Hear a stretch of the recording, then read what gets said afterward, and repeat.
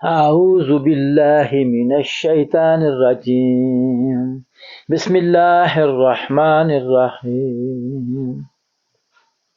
پیارے پیارے بھائیوں، بہنوں، دوستوں اور بزرگوں اور خاص الخاص پیارے پیارے بچوں، السلام علیکم ورحمۃ اللہ وبرکاتہ۔ پاکش 2030 سے آپ کی خدمت میں حاضر ہوں۔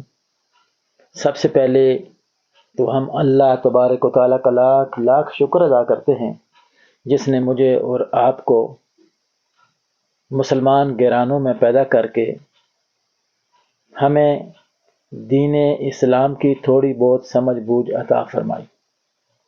آج آپ کے سامنے نیک بنو اور نیکی پھیلاؤ کے اس مہم میں جو بات رکھنے جا رہا ہوں، اس بات کو پوری ویڈیو کو غور سے سنیے گا اور پھر انشاءاللہ تعالی اپنے تاثرات سے بھی آگاہ کیجیے گا۔ آج بات رکھنے جا رہا ہوں پارٹ 2، حضرت خالد بن ولید رضی اللہ تعالی عنہ کی عسکری خصوصیات پہ بات رکھوں گا۔ آپ رضی اللہ تعالی عنہ ماہر تیر انداز، گھوڑ سوار، نیزہ باز ہونے کے ساتھ ساتھ اعلیٰ تنظیمی اور جنگی صلاحیتوں کے حامل اور مایہ ناز سپہ سالار بھی تھے۔ در حقیقت آپ رضی اللہ تعالی عنہ عرب ہی کے نہیں بلکہ دنیا کے چند بہترین سپہ سالاروں میں سے آپ کا شمار ہوتا ہے۔ آپ رضی اللہ تعالی عنہ نے تقریباً 100 غزوات اور جنگوں میں حصہ لیا اور تمام فاتح یعنی غازی کی حیثیت سے واپس لوٹے۔ آپ رضی اللہ تعالی عنہ ہی نے پہلی بار فوج میں بہترین جاسوسی کا نظام تشکیل دیا۔ بھائی اور دوستوں، بہن اور بزرگوں اور خاص پیارے بچوں، ہمیں اپنے اسلامی لیڈروں کو اپنا ہیرو بنا کے پیش کرنا چاہیے، اپنے بچوں کے سامنے بھی، اپنے دوست و احباب کے سامنے بھی۔ کیا آپ لوگ اس پہ اتفاق کرتے ہیں؟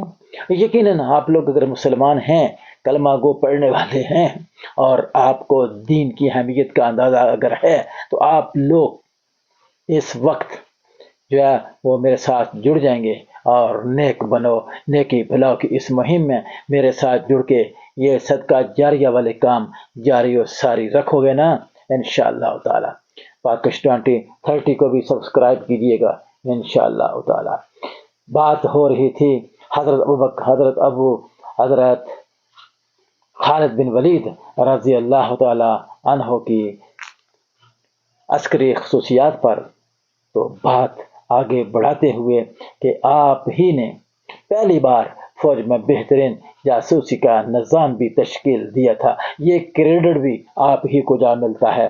آپ رضی اللہ تعالیٰ عنہ کے جاسوس انتہائی ذہین، چابک دست اور ماہر ہوتے۔ وہ اپنے کام میں اتنے ماہر تھے کہ ان کا کوئی ثانی نہیں تھا۔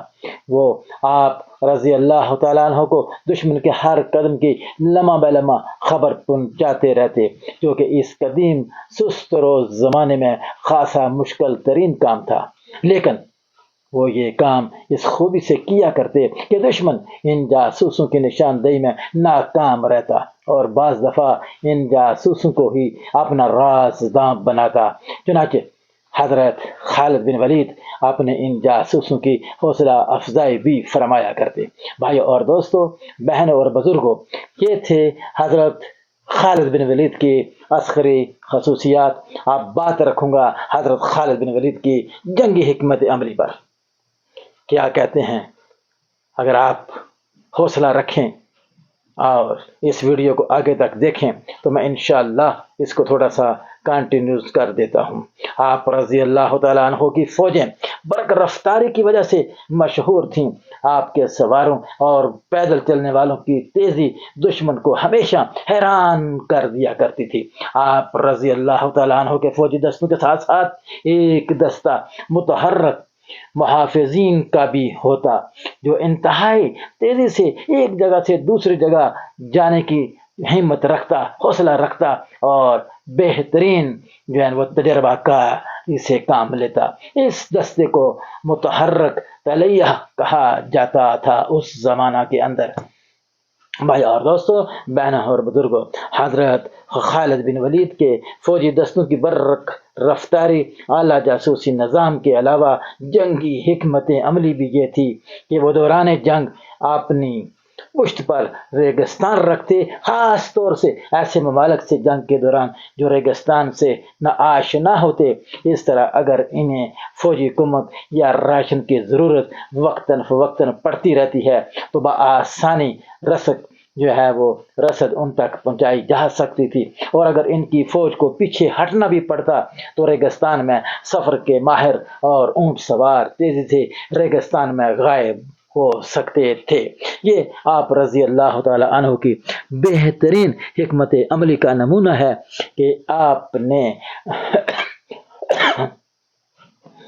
نے سپہ سالاری کے وقت یہ تمام کام وہ بخوبی انجام دیے، اور ایک ایسی فوج تیار کی جس کو اتنا تیز اور فاسٹ فوج کہا جا سکتا ہے کہ یہ اس زمانے کی مانے ہوئی، مخبری کرنے والی، جاسوسی کرنے والی